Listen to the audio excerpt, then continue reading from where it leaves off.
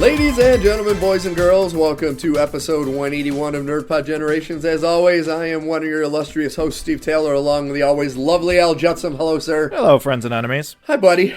What's up, dude? It's been a week, man. It's been a week. Oh my God. We were just talking about it before the show. It's been a week. Yeah. It's a lot going on in the world. It's too much. It's frankly too much. It is. Luckily, we have a lot of pop culture stuff to talk about, which is good. Yes. And we have an endless supply of stuff coming down the pipe, so... Yeah, that's the good thing. One thing I'm excited about, and I keep forgetting this, is come April when the Super Mario Bros. Movie comes out, Mortal Kombat 2 also comes out in that same time. Oh, yeah, I forgot about that, yeah. I think it comes out on the same day. It might. So it I'm might very be. excited about Yeah, that. because we joked about you dropping off your son to one and sneaking into the other, and you said no because he wants to see. He wants to see the second one so bad, man. Oh, folks. So this is NerdPod Generations episode 181. That means there are 180 previous episodes of Pure Gold. So please, if you are interested in what you are hearing, if you like what you are hearing, please go back and listen to our back catalog. You can do this by going to nerdpodgen.com. There are links there to not only the most recent podcast, but also links to Spotify and Apple Podcasts, and also links to our YouTube channel, where Al is very graciously adding up clips and full episodes past and present. When you go, we do only ask that you subscribe to either the podcast or the YouTube channel, and then also let us know what you think. Let us know if you have any questions. Let us know if you have a topic you want us to talk about, because a lot of times we are quite literally pulling topics out of our ass a couple days before we have to record. That may be what happened today. You know what, though? It keeps us fresh. Yeah. Keeps us feeling So here's the thing. I do have a little cinema pantry. Yeah. It's not quite the Criterion closet or whatever they have where they put people in it and they're like, oh, what are all these movies mean to you? And I have a little backlog from late 2025 that I put on the shelf, and that's what we're taking down today. We're bringing one of those down off the shelf, and we're saying, we were in hiatus. Here is our review for Wake Up Deadman. Which is on Netflix, so it's available to most people listening. Yeah. So hopefully if you have not seen it, you listen to what we have to say and you're like, you know what? Or I also like the idea of people just being interested in our opinion on this thing that they've also seen. Yeah. It's kind of water cooler talk kind of thing. And we do go into that nerdy depths of we kind of pick it apart a little bit. Yeah. And we have been very good, and I've heard this from people in the past, at changing people's perspective on things. Mm-hmm. And I have something in my watch, play, read I'm going to talk about. Oh, exciting, exciting. You kind of know. I mentioned this earlier. Yeah. Yeah. Do you want to kick off then, or do you want to So, I mean, if you want. It's up to you. Okay, so the only thing I did want to say at the top of the show before we dive into it, I do think it is my civic duty, because I've been doing this to also pass on the message. Keep calling senators. I call my senators every day, literally. Keep calling them and letting them know that a lot of what is happening is not okay. And just because we're also talking about movies and other things doesn't mean we've forgotten about all of the... we just had a half-hour discussion of this before we started. The top 5 constitutional rights are being trampled right now. Yes. And that's not okay. That's not okay. And hopefully you have a better senator than Chuck Schumer. Yes. All right, so we do start every episode with what you've been watching, playing, reading. I'm going to do a quick shout-out to... once again, I have been deep diving into Star Trek. Yes. And I watched Star Trek Generations again. You know, this is one of those borderline ones where it's not a great movie. Yeah. But it has enjoyable moments, and it has some really nice scenes. This is the Tom Hardy one? No, that's Nemesis. This is the one with Kirk and Picard. Yes, the very first one of the Next Generation crew. Yes, okay. Yeah, so it was you know, I'm going down... My next one is going to be Insurrection, which I am not looking forward to, because I've been watching the Next Generation ones out of order. I started with First Contact, went back to Generations, now I'm going to do Insurrection, which I am not looking forward to, because this is on par. I think Insurrection might be my least favorite of the original 10. Because 5, as bad as it is, it has some good moments. I don't believe Insurrection has any good moments. No. It's that bad. Yeah, I haven't seen Insurrection in a while. It's been a while for me, too, so I'm not looking forward to that. Yeah. Last night, the kids and my wife and I did watch Dawn of the Planet of the Apes. Great movie. God, I forget how great they... Like...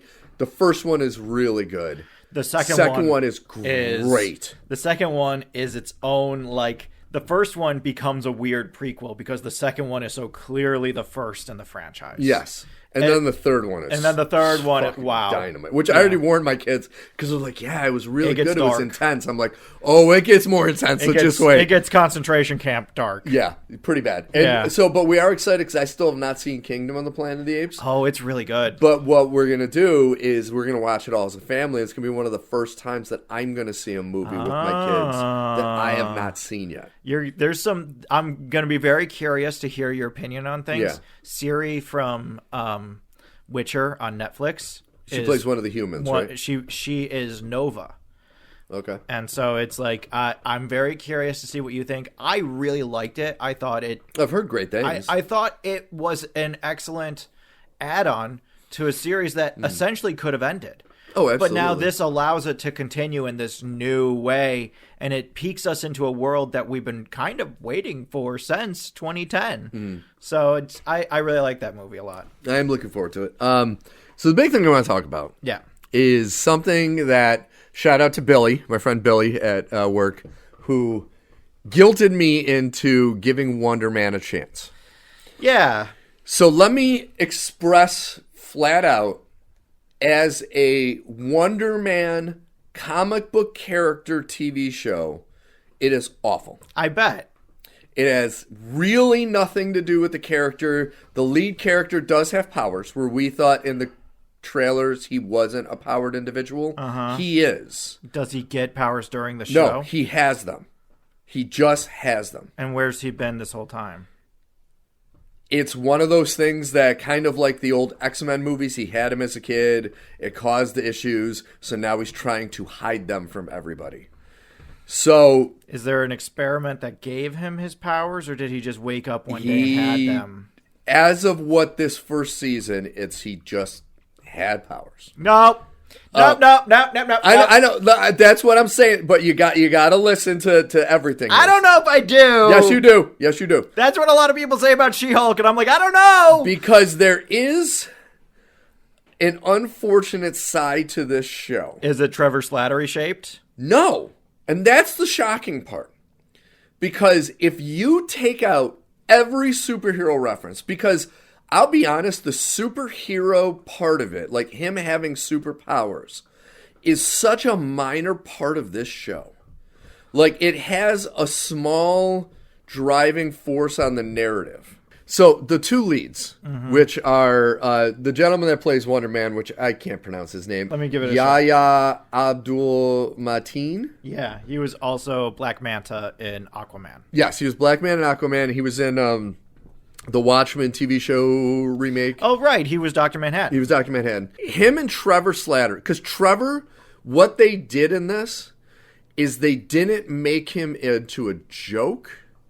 They made him into just like a seasoned actor who becomes a mentor to this character. But that's so dumb. It's dumb. No, it's dumb. That's dumb within the canon of the world. Within the canon, exactly. Within the canon of the world, that's so That's like yes.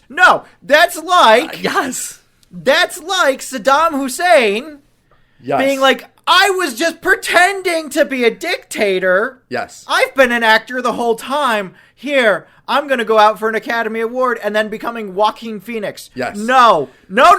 That's fucking dumb. But that's what I'm saying. That's the frustrating part about this. Like, if you went into this never seeing a Marvel property whatsoever, and you just watched the shows with the interactions between these two, and they're acting together, they're dealing with the family problems, his family and him have issues. Yeah, because what's his nuts? Eric is a douchebag. Also, Grim Reaper. Yes. Tell me, does he have one arm? No. Does he have a villain track of any kind? No. Does he work for a secret? No. Is he a fucking member of Hydra? He's an accountant. No! Listen, no! That's what I'm saying. No! Stop it! That's what I'm saying! That's what I'm saying! Let me get it out and then you rant. It is, as far as a Marvel show, it's horrible. It's the worst. It's up there as one of the worst things. If you can take away, and that's what frustrated me, is the performances were actually really, really good.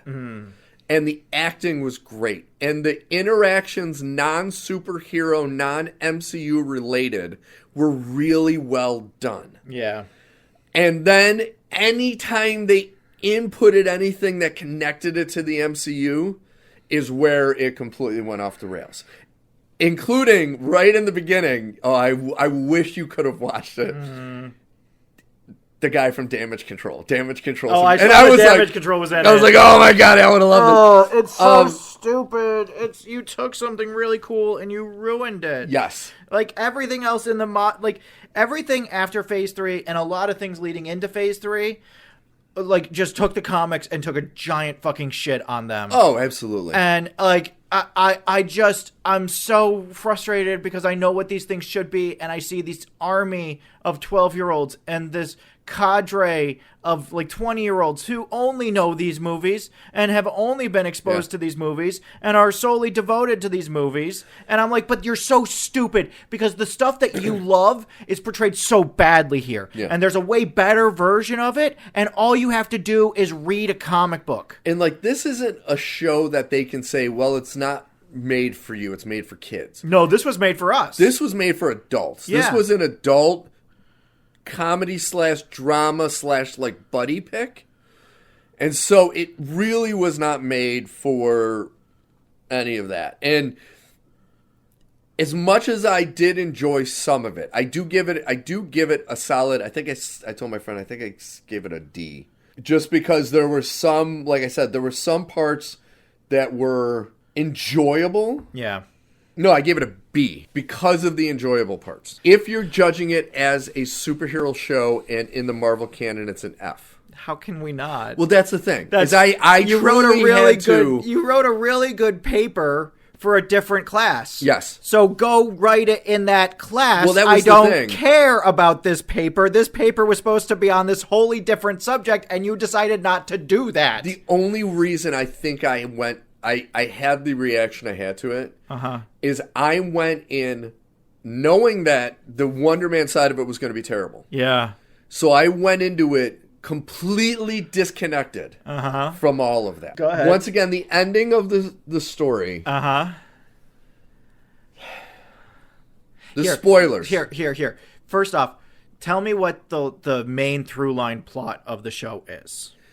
The main through line plot is Trevor Slattery comes back to the United States. Mm-hmm. Gets automatically arrested by the FBI. Because he has to be. Because he didn't finish his... Yeah. So Damage Control gets a hold of him, and they say, there is this character with powers, which is the Wonder Man character. Or Simon Williams. He's not Wonder Man yet. We've been keeping an eye on him. But we need to get more like information so we can arrest him and put him into custody because he's a very dangerous person. So they know he's an actor and he's trying out for roles. So they have Trevor. They say go and just happen to, because he knows your background. He's like an acting nerd. Okay. So he knows Trevor Slattery. Everyone knows. Like everyone in this knows that he played the Mandarin. Like everyone's like, oh, you're that guy that played the Mandarin. Blah, blah, blah. And that's not a deal breaker for anybody. No, but that's wild. Honestly, though, that's the only probably realistic part. Is I could see the idiots in this country seeing him and being like, oh, dude, you were the guy that played the Mandarin. Like, okay, I can't actually buy that shit. Oh, but that's the problem. That's a problem in and of itself. That is a problem. So what it is Trevor kind of creates these moments where they run into each other and they become friends and Trevor becomes his mentor. But then there actually is a Wonder Man movie being made because there is an old movie back in the day, like the OG, like say the OG Superman, and they're making the new Superman. And he went there with his father when he saw the original one, Simon Williams. He went there with his father, and Wonder Man has always been a big part of his life because his father died. And so he goes, I'm an actor, I gotta get this part. But he's this like super method, and he never gets roles because he's always arguing, oh, I don't think my character would do this. Kind of like Crispin Glover type stuff. Okay, yeah. He's bad at taking direction. Trevor helps him like just put that stuff to rest and just be an actor, and he gets hired as Wonder Man, and Trevor gets hired as Bartleby as like sidekick. Okay. And then it gets into, towards the end, the whole thing where he finds out that why Trevor's helping him and why Trevor's there, and then Trevor's like fighting between helping damage control or being on Simon's side, and like there's this whole dichotomy in the relationship. And then it gets to the end where it really falls apart in the final episode. Okay. Really falls apart, because this is where... It was standing up solid before? It was... Once again, they weren't leaning into the superhero part of it. No, even so, like this sounds like there's a thimble's worth of plot stretched out like taffy. It gets to the end where Simon has this like gets so fucking mad when he finds out Trevor lied to him. Yeah. That he walks, like, it's in the middle of the night, he walks onto Wonderman's set because they're currently filming the movie, and he has this, like, he has his reaction where, like, everything around him just explodes. Uh-huh. And damage control goes, we got him.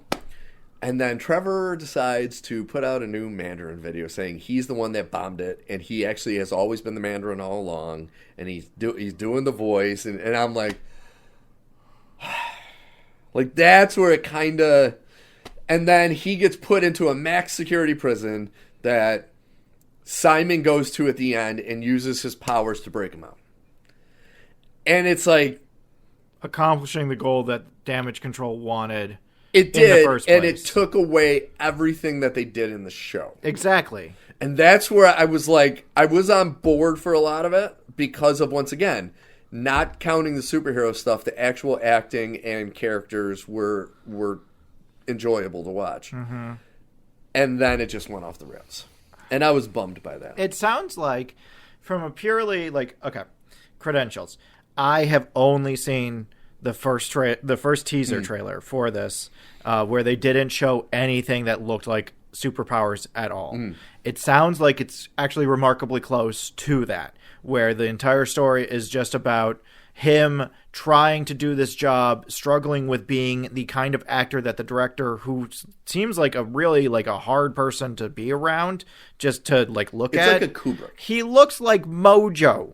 Yeah. Like I would not want to look at him for a length of period of time. And that seems to be by design. Oh, and I did forget to put in what the through line of why he wants to really hide his powers is there was an actor called Doorman back in the day, somebody that could phase, and no, he can't. No, it's people can like he could push things through his body. No, I understand, but that's not what Doorman can do. I know that's not what Doorman can do. Why would you cite Doorman if you're? This is the Wrecking Crew all over again. But this was one of the worst episodes, was the Doorman episode, because it was like a flashback, and one of the main characters in it is Josh Gad, playing Josh Gad. I know. And the whole thing is Josh Gad went inside of him in a movie, and he was drunk, and so he freaked out, and Josh Gad just disappeared.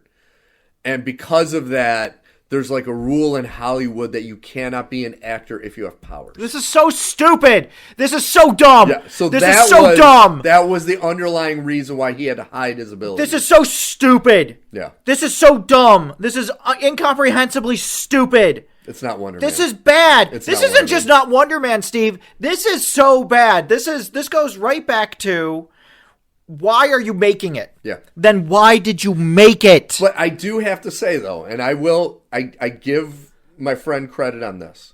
He used which we always say, we're not going to shit on something unless we actually have seen it. Good. To shit on it. Good. So that's why I watched it. That was the main reason, because we were shitting on it so much, and I'm like, I got to at least. Let me give my response to your notes. Okay. Which is as close to this thing as I'm going to get.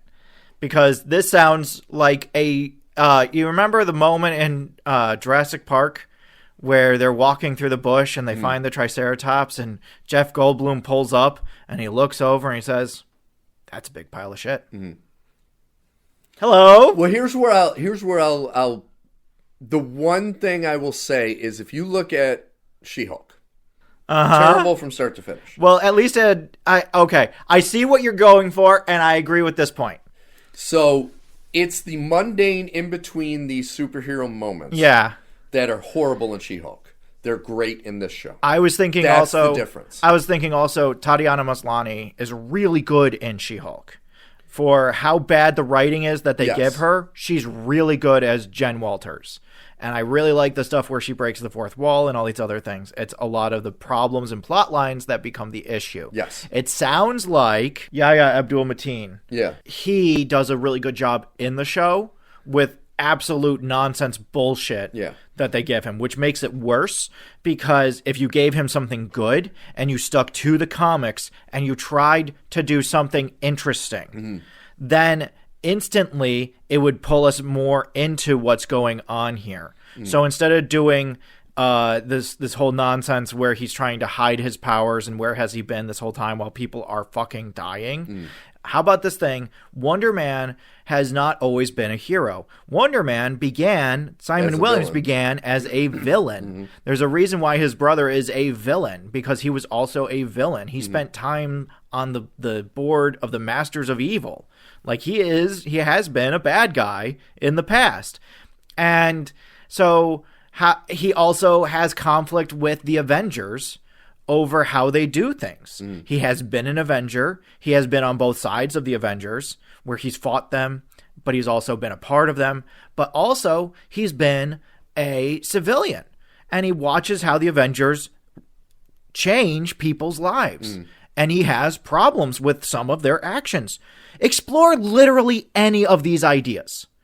That's why he doesn't use his powers, is because he looks at the Avengers and he says that's not right. Or because the reason he hasn't interacted with other people is because something bad happened as a result of one of the Avengers. Or, you know, he had all these issues with how Tony Stark handled things when he was working out of LA. He found it really disruptive. He found it to be a problem. He had these run-ins. He had these issues. And guess what? You don't even have to bring in RDJ because he's fucking dead. So, like, have him be somebody who maybe said something mean about about Iron Man at some point to the wrong person, and now he has trouble finding jobs. You know, there's stuff you can do. There's interesting ideas you can explore here, and you're just not doing it. Also, he's not born with his powers. He gets his powers from AIM. So you have an opportunity for a really cool villain that was fully wasted in Iron Man 3. Because what could be a solution to his problem? His brother works for AIM. AIM seems to be just the security company that isn't anything big and maybe once had ties to the Mandarin and now they're trying to turn it around. Well, AIM is actually more of a scientific cult than anything. Yeah. And they want to bring in a patsy to do an experiment on that's going to make them better than ever, right? You want to change the world. You look at how the Avengers handle things and you hate it. You look at how the government handles things and you hate it. You look at Hydra and you hate it. You want to change the world. Here's an experiment that's going to help you do it. You're a failed actor. You have nothing going for you. Do this instead. Gets powers. Has to go through the whole journey of having to deal with his powers. You don't even have to have a super suit because there's versions of Wonder Man where he doesn't even have a suit. He just turns purple. So now you can do your favorite thing, which is CGI, and you have an excuse to do it. Why are you doing this the dumbest way possible? And then on top of it, you're treading all over your own canon. So not only are you ruining the canon of a character who I think doesn't get enough screen time, because then you could do Count Nefarious, you could do Atlas, you could do Madame Mask. There's so many people that Simon is tied to in the dark side of justice, but then he's also tied to fucking She-Hulk and Carol Danvers and Wanda Maximoff and The Vision. You could even do a line where at some point Simon had a brain scan done and Ultron took part of that and used it when creating Vision. So it's like a patch. He had a hole in Vision's code and he needed a patch and took it out of Simon Williams. And now it's like, oh, so there is a connection between Vision and Simon. So now if Wanda is alive and ever meets Simon, maybe there's a spark and she's like, what is this? I don't understand. But he's like so much like my husband in this weird way. I don't get it. You have so many interesting things that you could be doing. And you can't even get Doorman right? Are you fucking... Doorman can open a door and it goes anywhere. That's Doorman's power. He opens a door and it can go anywhere. That's his power. They got him real wrong. They got him fully wrong. Yeah. So what are you doing with everything. Just don't make it. Then just don't make it. If you're not going to do it, if you're not going to write a paper for this class, then don't write the paper. You know they're going to keep making shit but as long it's as infuriating. Then don't call it Wonderman. Then do something else. Then have this be Brightburn, where it is so fucking very clearly this one thing, and we can all make fun of you for not being creative enough to do something interesting, but at least it's an independent actor-based character who is not Simon Williams. I'd rather have you fully make up a guy with a different power set and not have it be Simon. And that's why I really wished this wasn't a Marvel property. Like, if they, once again, if you take out every superhero connection in this, and you just made Ben Kingsley's character, not Trevor, but he could just have these actors still do the same type of thing, and you have the mentorship, and there's some humor in there, and you build a story around that, I think it would have been a 10 out of 10 show. It reminds me, from your description, it reminds me a lot of Secret Invasion, in that there are bones here that you could build on. Yes. But the way that you've constructed around it makes no fucking sense. And you brought this up in your rant, which I do give them credit. This, and I think the thing that I appreciated the most, there was pretty much no CGI in this, which is so refreshing in anything from the MCU not to have CGI. Yeah, but because it's usually done too much. I agree, but you still have to have the superhero part of the superhero story. Like, that's the thing that makes me the most angry, is you guys are still forgetting that the main thing here is that it's a superhero story. This is their misjudged take on an origin story. Okay, cool. Because at the end, the last scene is like it's like Superman flying out of the Fortress of Solitude in the 77 movie. Where it's like he's did all his training and now he's Superman and he's going to fly in front of the camera on his way to Metropolis. That's what the very last scene of this is. It's like, all right, he realizes that I don't even know if that's the other problem I have with the finale. Everyone knows, like, he pretended that he was training for a movie and he got one of the security guards to let him follow him. So he goes, I want to learn this character, I want to follow you, and blah, blah, blah. And the security guard gets him into this Supermax prison. And so everyone knows Simon Williams is the one that broke out Trevor Slattery, a.k.a. the Mandarin. So it's like the whole episode was setting him up to be a good guy. But at the end, it's obvious he's a villain now because he has to be. He has to at least be underground. Because he can't be, he's wanted by the police. But that's what I mean. Like, even everyone in the world knows that this guy's a bad guy. Yeah. So that also who's aligned with a guy that keeps on taking credit for terrorist actions. Yes. And so, like, at the very least, it's not a good person to align with. No. At the very least, it's not a good person to be seen with. And he committed a massive felony by breaking this criminal. He gave damage control everything that they wanted. No, my problem is, like, I read Marvel Comics. The character moments are important, right? I love character moments. Character moments are super, super important. I also need there to be actual superhero stuff in my superhero story. There should be at least one superhero fight, not just like an alley fight with two people punching where you rehearsed it for 3 hours. I want like a superhero fight once per episode. It's non-negotiable. This is a superhero show. That's where the other problem This is a superhero show. This has been the problem with everything, is that looking at She-Hulk, when they do have fights, it's stuff like the quote-unquote wrecking crew, in quotation marks, and no way actually, fighting She-Hulk. And I get it. It's done for female revenge purposes, which is great. But also, as a superhero fan, if the Wrecking Crew jumped She-Hulk, that would be a dope-ass fight. And one that Jen could still win on her own. So which is better? Female revenge, where she gets jumped by mugger rapists and doesn't have to do anything because they're scared of her, or where she gets jumped by actual superhero or supervillain people and has to fight them off and wins 4-on-1. Which would you rather see? Well, and you're having a big fight each episode. One of my other issues with the show was 22 to 27 minutes per episode. No, exactly. You can't have that there's in nothing a show like this. That's why it's the cotton candy. I said taffy before. Yeah. It's cotton candy. You get this little cup of sugar crystals and you pour it in, the machine spins it around and it turns into something that looks really big. Mm-hmm. But it's not. It's not really big. It's all air, and if you put it in water, it would dissolve instantly, as even a raccoon will find out. And yet, these Marvel fans insist on being dumber than raccoons, because they look at this and they say, oh, Marvel's back, people!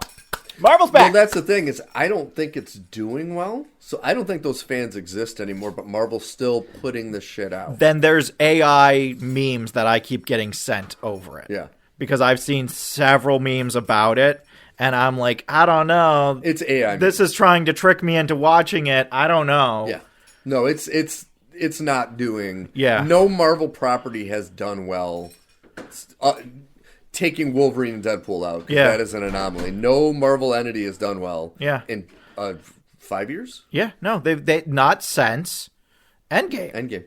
I think WandaVision was the last big one. No Way Home. But that is so, like, it's connected to the MCU, but it's hard for me to say that it is a Marvel property because there is input from Sony and because that movie was built on top of a mountain. So it's like, oh, it did really well because it's built on top of, it's the highest thing ever because it's built on top of a mountain. And it's like, no, you just built it on top of a mountain, and it was a mountain that people really like to go to and were very connected to. And so people went and saw this new cabin that you built on top of this mountain, but it doesn't make it anything special. It's no more special than any other. And I watched it recently, and it doesn't hold up. It's not very good. No. It's the best of those movies, which is saying how bad those movies are. It's all based on nostalgia. The entire thing is based on nostalgia.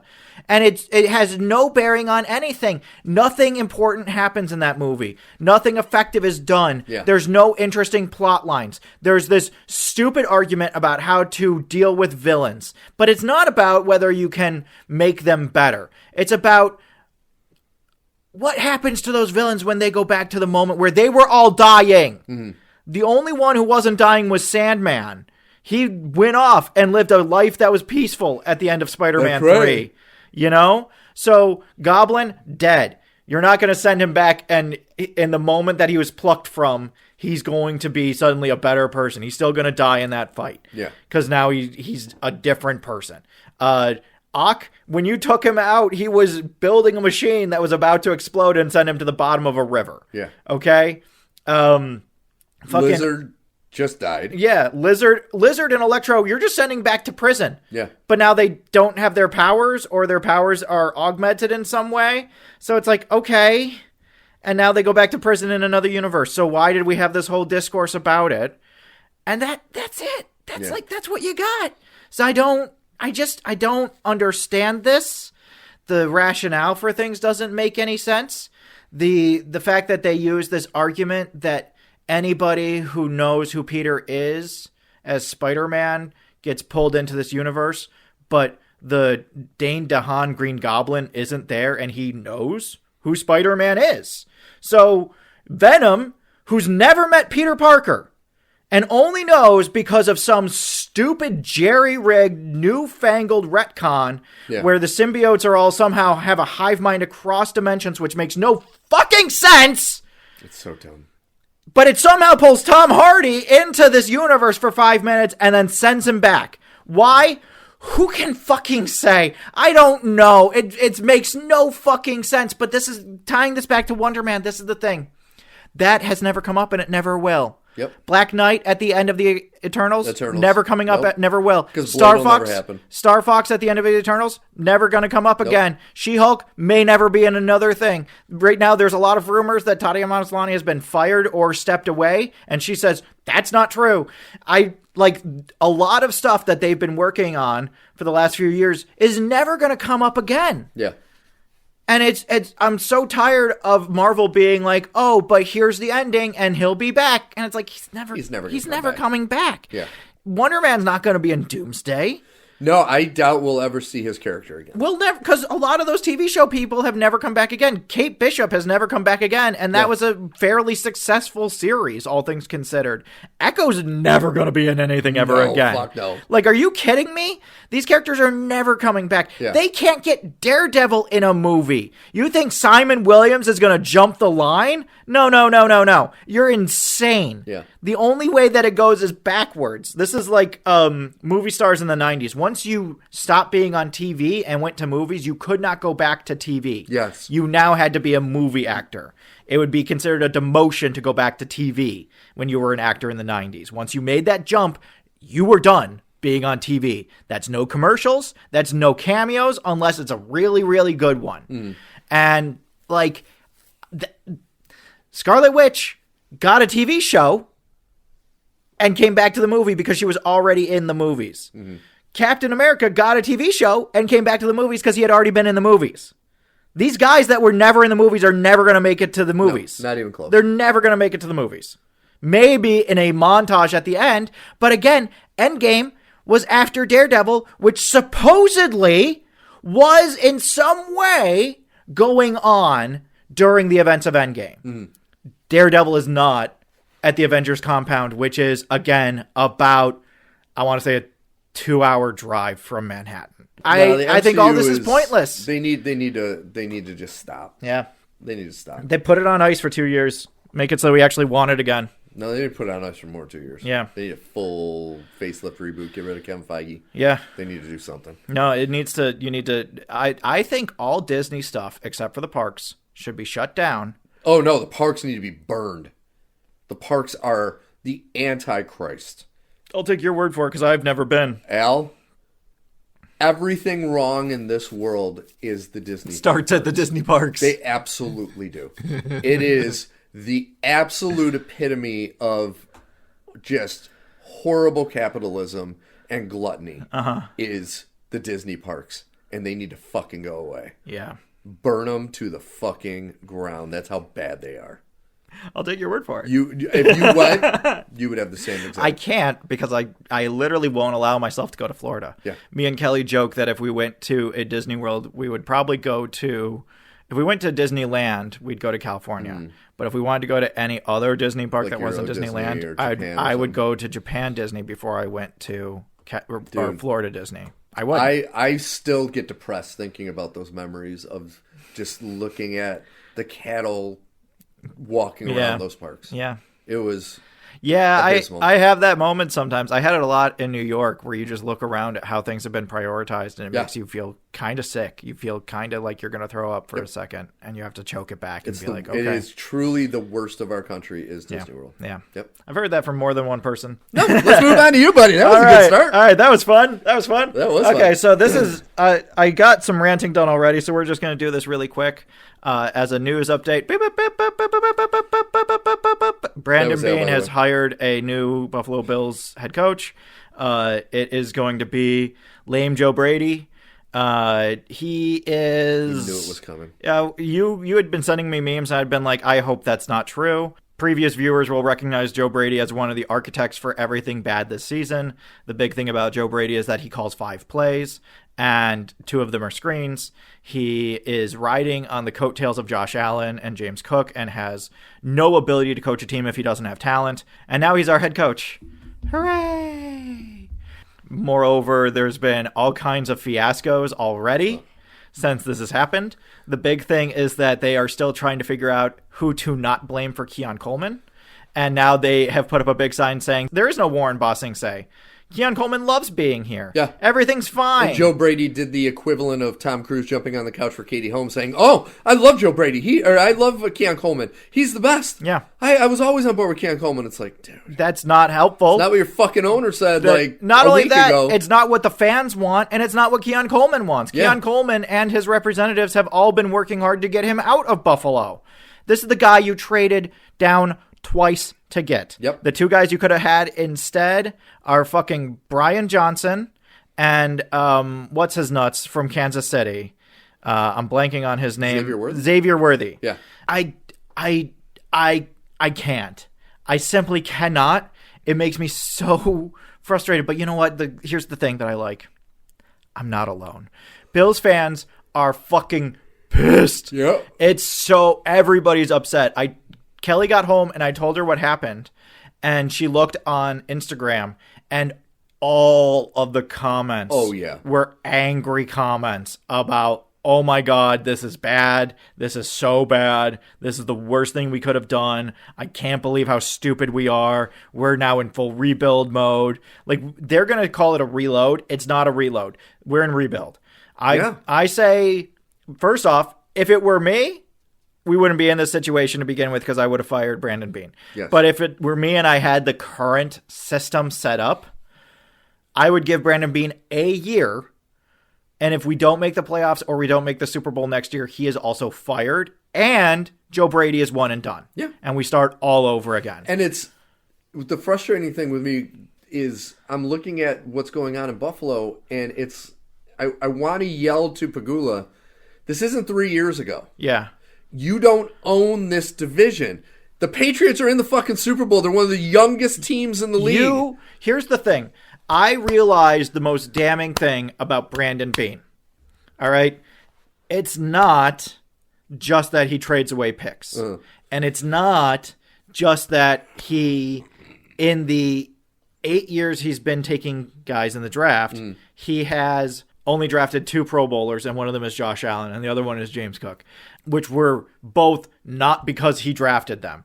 Those cards came up crazy good. Yeah. James Cook less so, but nobody thought Josh Allen was going to be Josh Allen. No, in the first couple of years, did not look like he was going to be Josh Allen. It's that. All of this, I am convinced. And this is, big tinfoil hat energy. But let me take you back a few years to the moment where we were supposed to be turning the wheel towards being great. Mm-hmm. We were going to crank it up from good to great.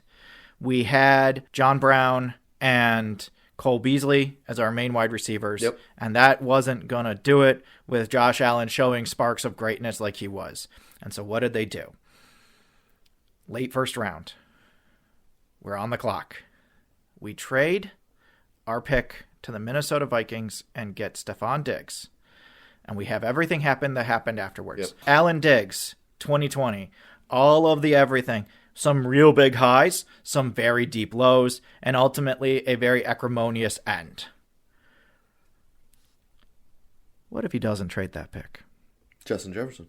Justin Jefferson is that pick. Yeah. Can you imagine? We have 5 years of contractual control starting in 2020 with Justin Jefferson, who was instantly out of the box great. He didn't take 2 years to get good. Out of the box great. Brandon Beane is an idiot. Yeah. Brandon Beane is an idiot. And also look at the success that Diggs is having right now in the Patriots with New England. And you wonder, okay, when that relationship started to fracture between him and Allen, that was during Joe Brady's offensive coordinator time. It's like, if he couldn't hold them together as the OC, because your job isn't just call plays, your job is to keep the offense a cohesive group. If he could have kept Diggs' head in the game, I think it would be a much different story the last 2 years. Yeah. But obviously he had no ability to keep these two or keep Diggs happy. No. And that went off the rails. And now Diggs is going to win a Super Bowl before Allen potentially. Don't even say that. It makes me sick. No, but you know what I'm saying. Yeah. It's like that's on Brady and it's on I know it's on McDermott a little bit, but Brady's the OC. It's on right now. It was on McDermott. Now they don't have that shield anymore. Yeah, it's on Brady. But I think it was also deeply on Beane for the cast of characters he had brought in the last few years. Granted, he and McDermott were tied at the hip on all of those choices. But, that doesn't take away his input in that whole fiasco. Exactly. I'm convinced. Again, this is big tinfoil hat energy. But if we take Justin Jefferson with, I think it was the 27th pick in the first round, I think we already have 2 on the shelf.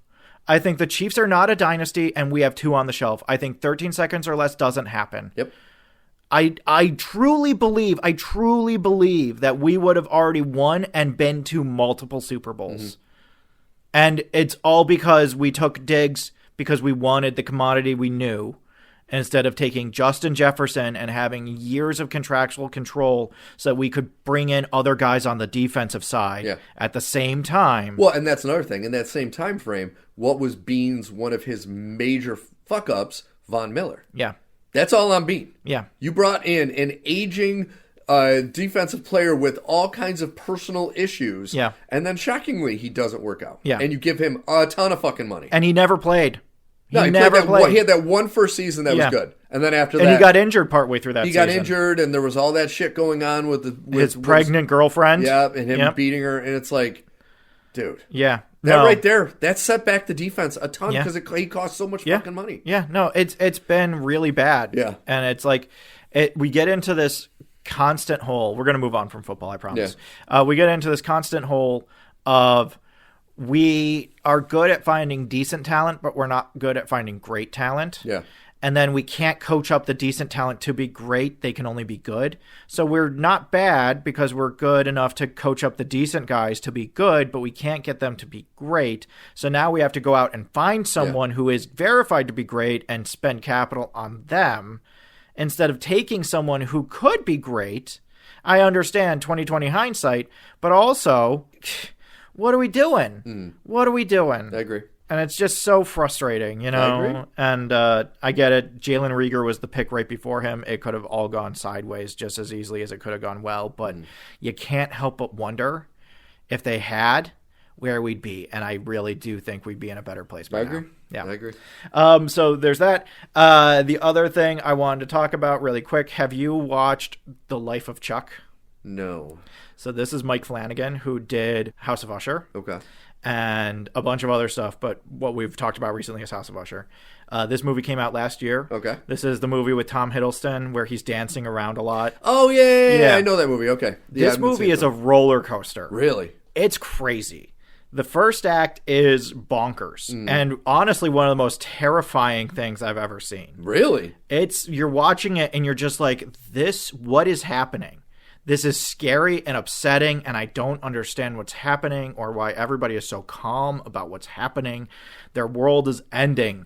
Like stars are going out in the sky, and nobody knows why. Nobody has any answers. Oh, weird. And everything is going wrong all at once.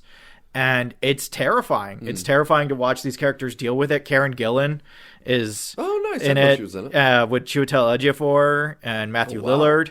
And that's a hell of a cast. Yeah.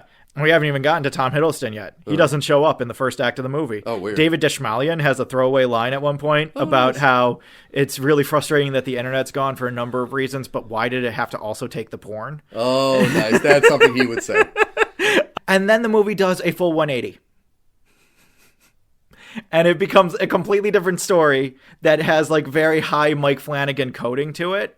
But it's not scary anymore. Okay. And so we got into Tom Hiddleston, and he's dancing on the street, and he meets this drummer, and you're just like, oh, okay, this is fun. This is nice. And there's a woman that dances with him, and it's just like this nice, happy, friendly moment. And then we go to the flashback.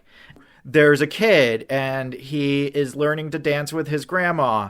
And he has a grandpa who is played by Mark Hamill, who's a little bit of a grouch, but also very warm, but also a grouch. And he has a room that you can never go in. Never go in that room. Do not go in that room. That room is locked for a reason. Don't steal my keys and never go in that room. Never, ever, ever, ever, ever go in that room.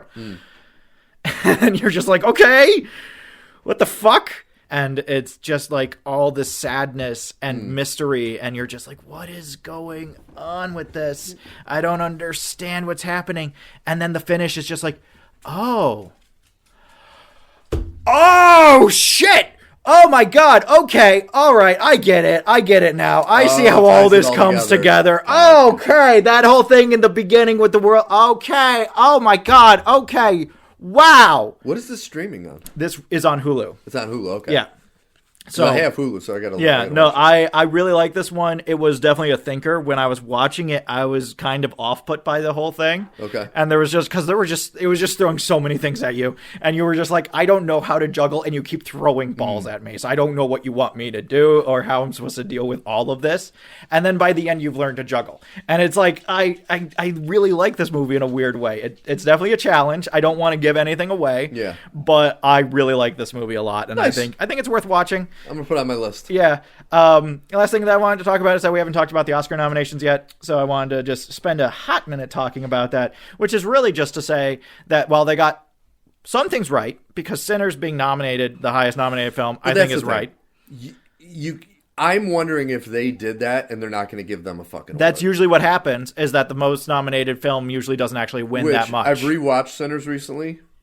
They need to fucking give that thing as many awards They as they need can. to. It needs to be like Mad Max, where it didn't win Best Picture, but it won literally everything else. Yes. You know, I think that's what they need to do. But even like, dude, now's the year that you need to either give it to Sinners or Frankenstein. This you is the thing. cannot give it to one of these artsy films that no one has seen. From another country. Exactly. That is well, like the Golden Globes was that Shakespeare one or whatever it was. Yeah, Hamnet. Hamnet, which no one fucking saw Hamnet. It might be good, but no one fucking saw it. No, they can't give Chloe Zhao another Best Director. Like, you got it. I get it. It's a very touching film, but it has big Shakespeare in Love energy. Yes. Of like, oh, this is for a very specific crowd, but I don't think it's the best movie of this year.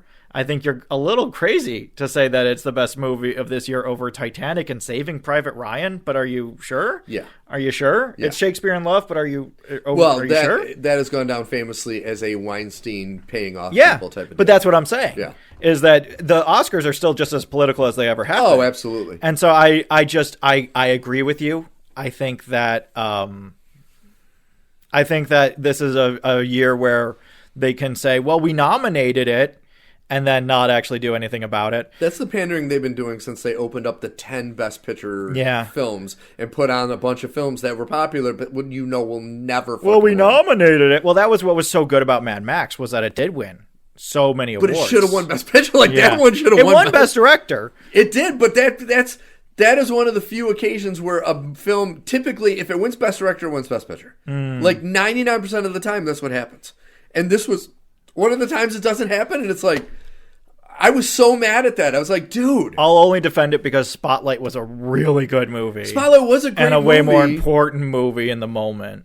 Okay, it was an important movie, but would you, like, to me, if I'm looking at a film and what goes into making a film and what would be considered a best picture, it was definitely Mad Max because of the technical added side of it, and the acting was tight. Well, so this is what makes me very mad, is because we're talking about just getting honored by being nominated.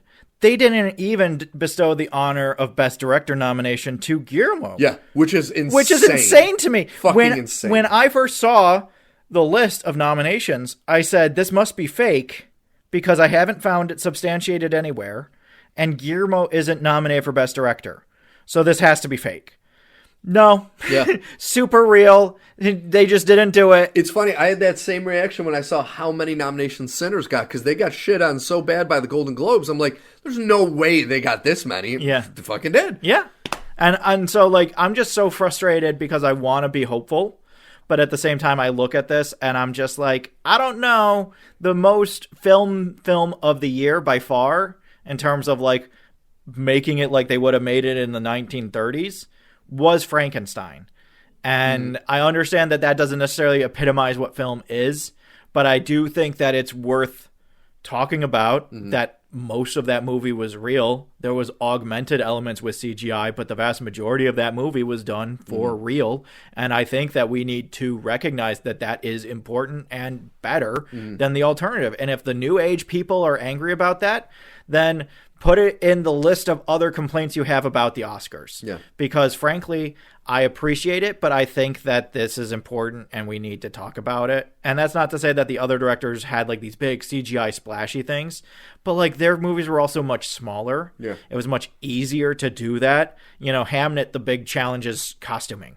The CGI is going to be used to remove stuff in the background, you know? So like your biggest challenge is costuming. Frankenstein had so many other things that I had to deal with, so many other settings that I had to be in, so much more set dressing that had to be done. It's just a more difficult project to do.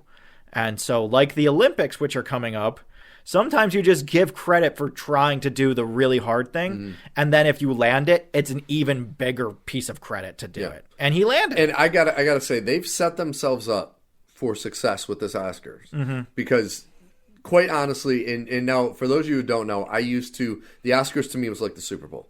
I would take work off. I would make sure no one was around. I would get snacks. I would have it set up, and I would just watch the Oscars. I love them. If you look at the history of the Oscars, starting from the beginning all the way up until like the early 80s, the movies that won Best Picture weren't the artsy ones. They were the popular ones of that day. Even you look back, Citizen Kane, it was the top-selling movie. Gone with the Wind, top-selling movie. Like all of the movies that won up into the, in the 70s, the top-selling movies and the movies that were really popular, also good movies. And then in the 80s and 90s, it got away from, okay, what is a really good, well-made movie, but it's also popular? No, we're going to give it to the most obscure thing that no one saw. Mm-hmm. And then the viewership went away because people that watched it to say, oh, I hope my movie wins. And then something wins and you're like, I don't fucking know what that is. Yeah. Like The Artist, that was an okay movie, but it's like, what the fuck are you doing giving it to the goddamn artist? Should we talk about Crash? Yes. How that won in a year with so many other movies that were way better. But it's like now they have it set up where it's like, okay, if you give it to just Best Director, Best Picture, give it to Sinners. Mm-hmm. It deserves it. Fucking fantastic movie. Great acting. Everything was great about that movie. Is it an art house movie? You can kind of say it's an art house horror movie, but it really isn't.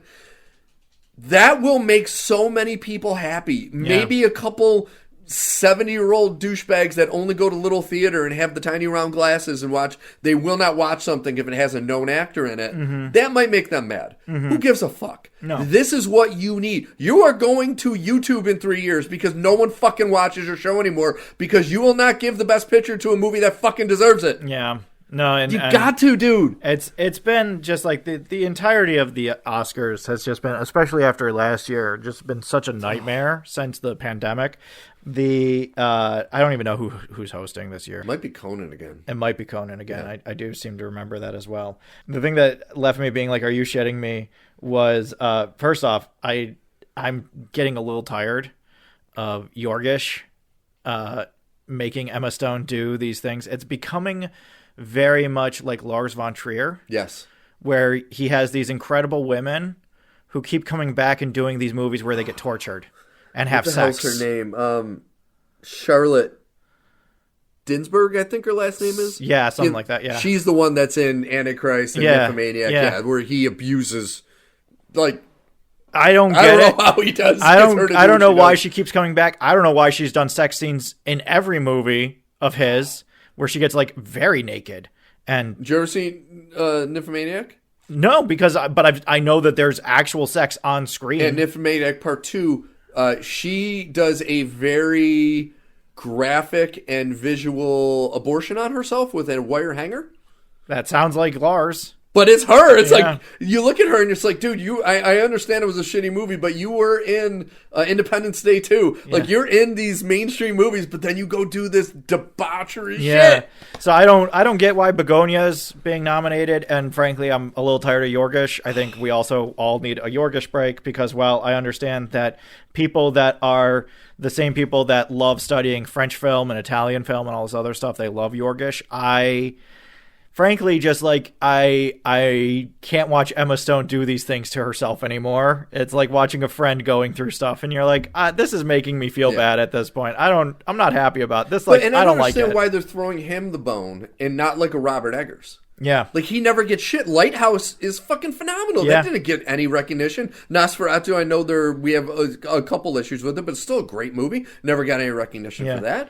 It's like you're saying, it's they're picking these people that it's like, oh, well, it's super artsy and it's important. Yeah. Fuck you. Pick something that's really well made that people have fucking seen. Yeah. Like, don't put Jurassic World up there. But no. Sinners, Frankenstein, like, get the fucking movies that people seen that were awesome. Like I do like that they have their annual dad film where they nominated F1. And it's like, that's a classic dad film move. That's for the Trump crowd. Because it's like, well, it's like the second Top Gun. It reminds me of how they'll nominate movies that you will later watch on TNT. Yeah.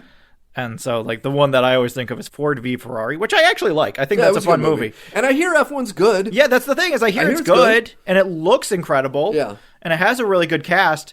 But I'm just like, and it's Best Picture? Okay, fine. You have to find 10, I guess. So the last thing that I wanted to bring up was animated features. I'm super pumped that K-Pop Demon Hunters is on the list. I think that if it doesn't win... It's got to win. It's super tone deaf for it not to win. They usually stay true at that category because I know like Spider-Verse won. Yeah. Both times it was up. Yeah. I can't see it not winning. No, it'd be insane to me if it doesn't win. But the thing that I really wanted to talk about is that the much internally maligned Elio from Disney was nominated for Best Picture. They have to throw it up. And I'm just like, they also had Zootopia 2 nominated. And I'm just like, why? But why? Here's the thing. I didn't see Elio, so I can't talk about whether it's good or not. I have no idea. The one thing that I do know, and I did see a lot of, was Disney complaining very, very loudly about no one seeing Elio and not understanding why no one saw Elio and getting the entire wrong message out of no one seeing Elio.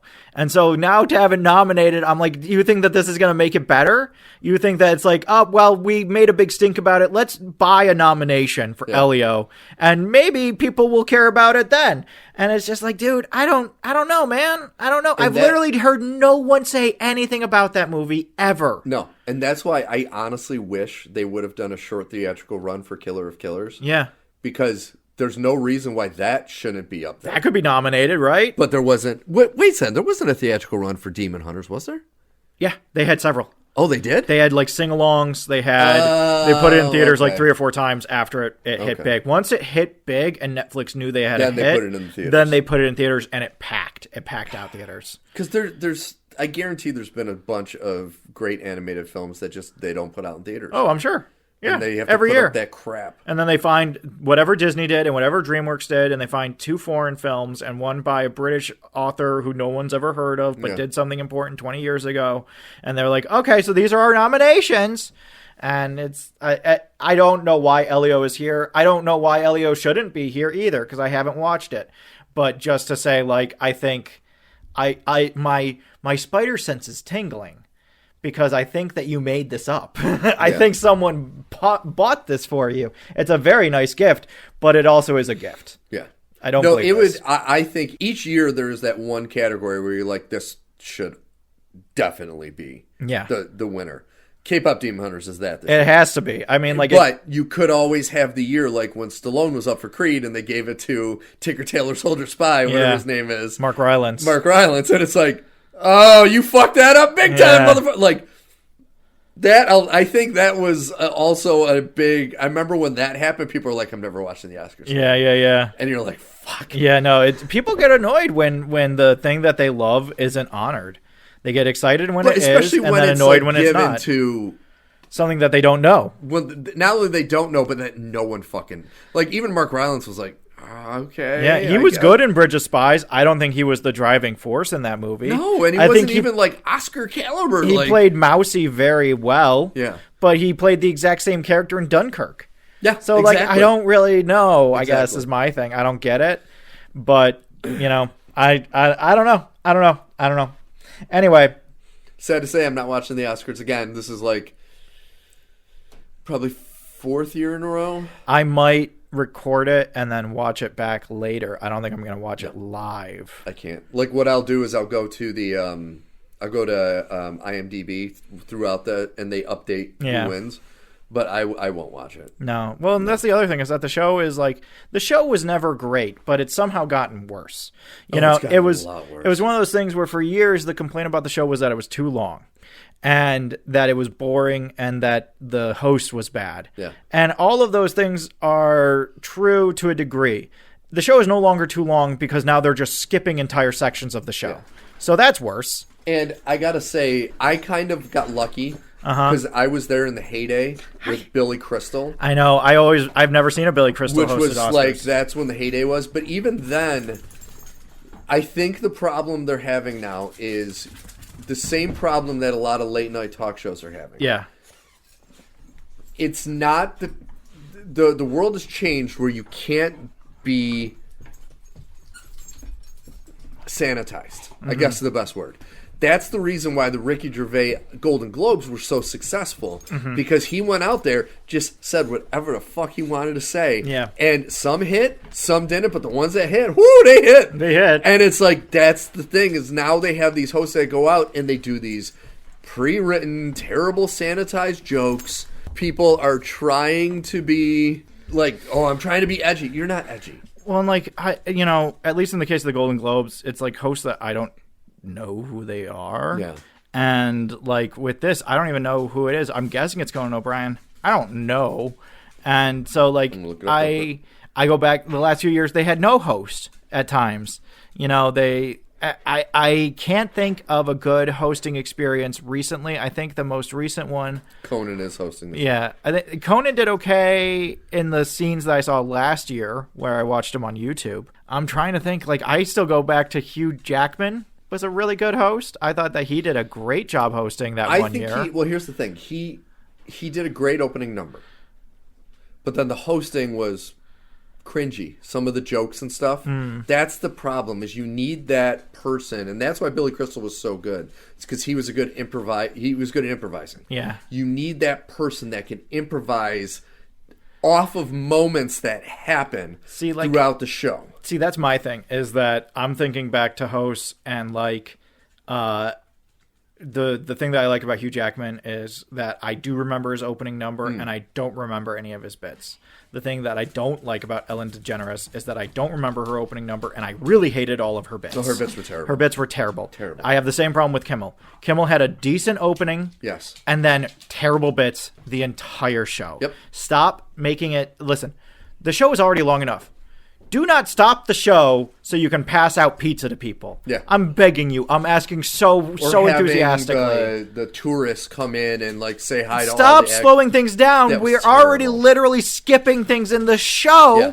If you're skipping things in the show, then just start writing out comedic bits, because we're here for the show. We're not here for Jimmy Kimmel. No one is here for Jimmy Kimmel. If you want to have an offhand joke every once in a while, sure, go ahead. That's fine. We don't need bits. No. And I'll be honest, that is one of the things that got worse throughout the 80s into the 90s is the speeches. Yeah. Went from thanking like a couple people and saying how grateful they were to thanking every person that worked on the movie and all of their agents. And that dragged, and it's become the running joke, but it's like, instead of making a joke, you need to tell these fucking people, I don't give a shit who you want to thank.